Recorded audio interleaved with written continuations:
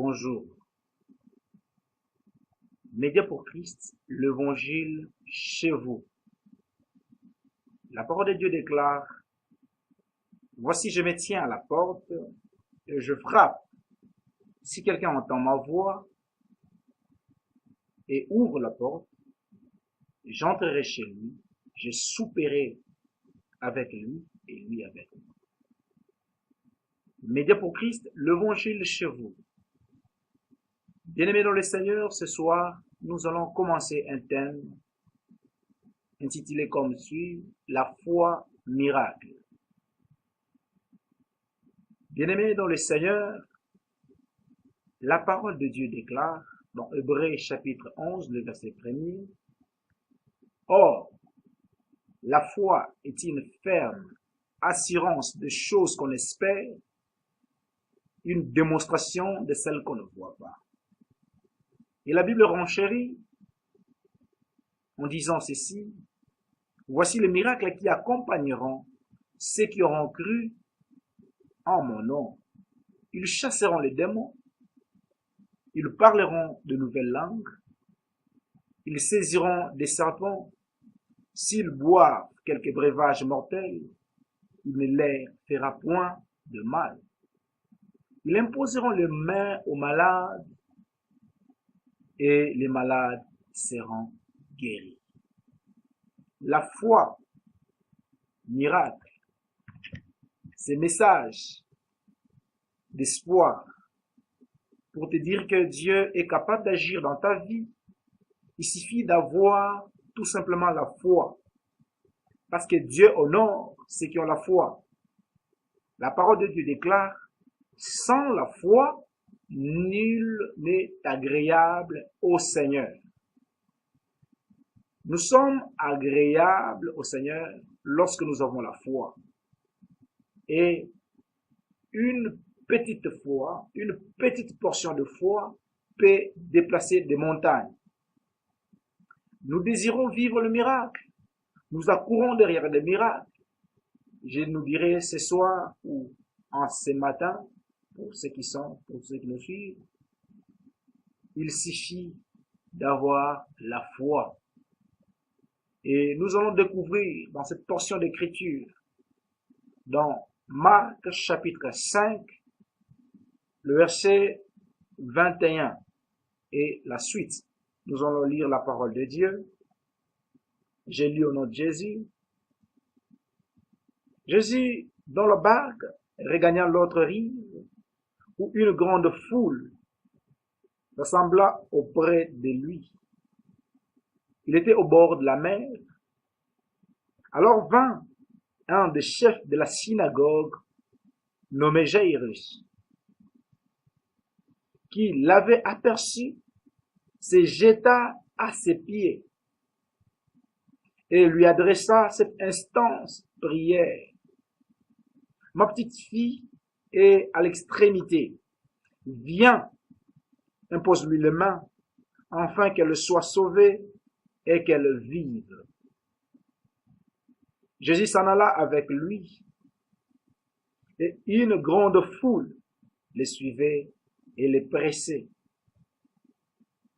Or, il y avait une femme atteinte d'une perte de sang depuis 12 ans. Je dis bien depuis 12 ans. Elle avait beaucoup souffert entre les mains de plusieurs médecins. Elle avait dépensé tout ce qu'elle possédait et elle n'avait éprouvé aucun soulagement. Mais elle était allée plutôt en empirant. Ayant entendu parler de Jésus, elle vint dans la foule par derrière et toucha son vêtement, car elle disait, si je puis seulement toucher ses vêtements, je serai guéri. Si je puis toucher ses vêtements, je serai guéri. Au même instant, la parole déclare, au même instant, la perte de sang s'arrêta et elle sentit dans son corps qu'elle était guérie de son mal. Lorsque Jésus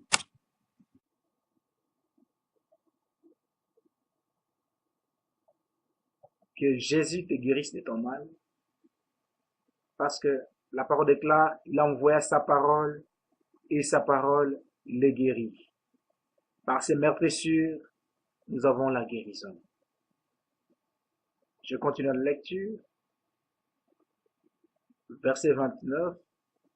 Au même instant, la perte de sang s'arrêta et elle sentit dans son corps qu'elle était guérie de son mal. Jésus connut aussitôt en lui-même qu'une force était sortie de lui et se retournant au milieu de la foule, il dit, qui a touché mes vêtements? Ses disciples lui dirent, tu vois la foule qui te presse et tu dis, qui m'a touché? Et il regardait autour de lui pour voir celle qui avait fait cela.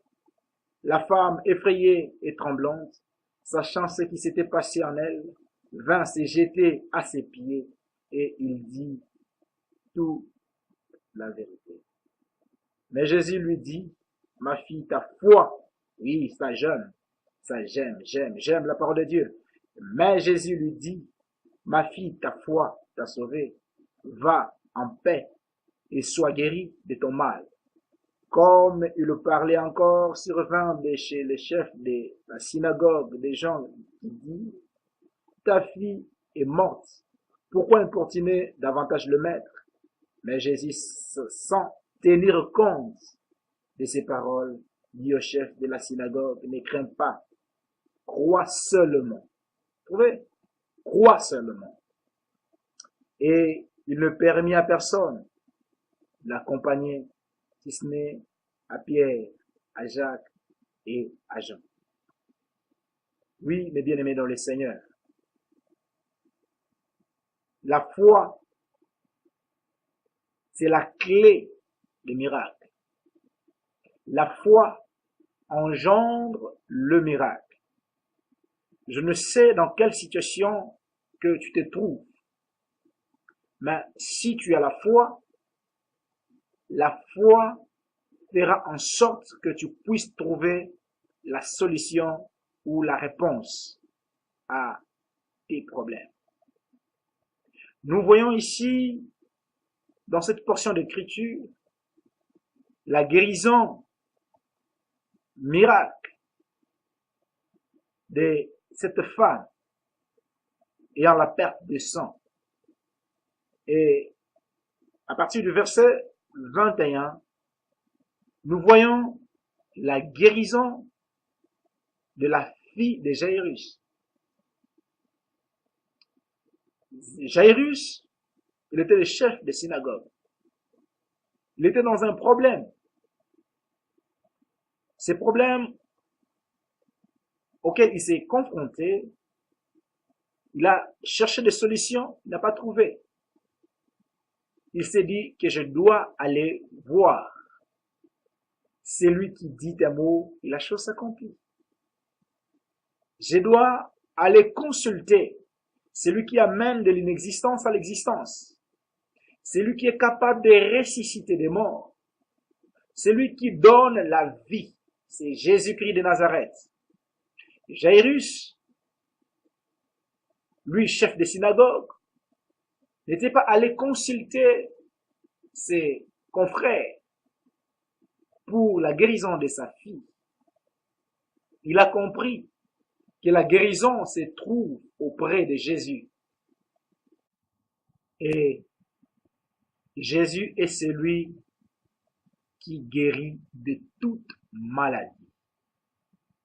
De toute, je dis bien de toute maladie, Jésus guérit. Et Jairus, ce qui nous intéresse, la parole de Dieu déclare, cette personne s'en alla auprès de Jésus en courant, ayant aperçu Jésus. Il se jeta à ses pieds. Quelle leçon que nous pouvons tirer par rapport à ces versets? Alors vint d'un chef de la synagogue, nommé Jairus, qui, l'ayant aperçu, se jeta à ses pieds.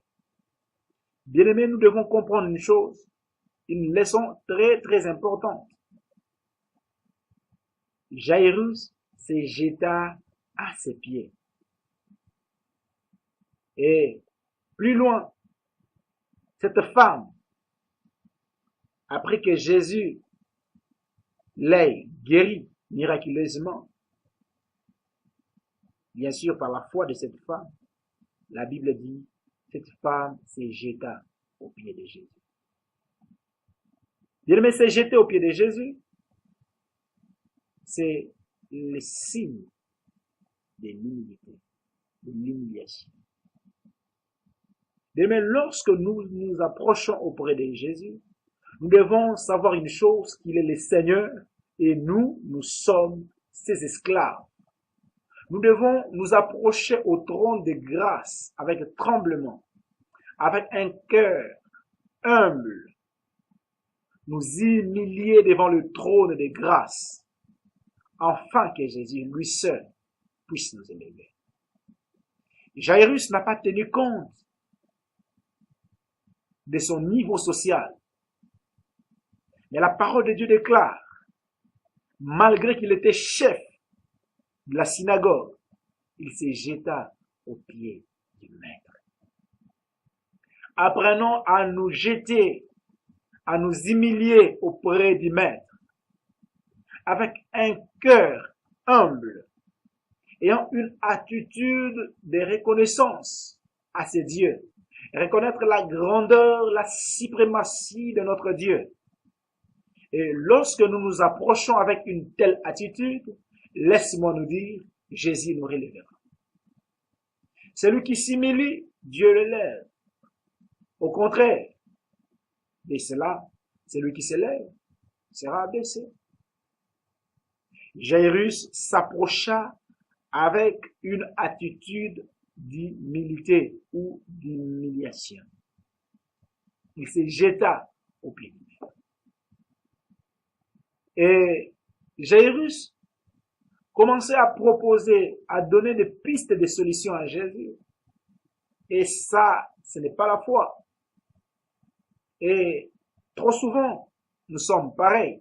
Lorsque nous nous approchons auprès du Maître, nous voulons que Jésus puisse suivre le procédure que nous allons lui proposer.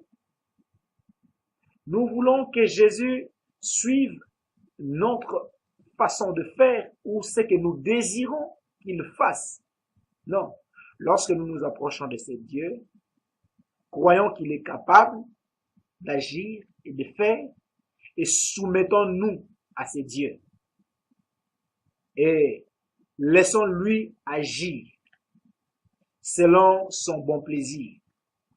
Parce que Dieu, il le fait ce qu'il le veut comme il le veut. Ce n'est pas à nous d'imposer la façon de faire à Jésus. Nous devons tout simplement croire.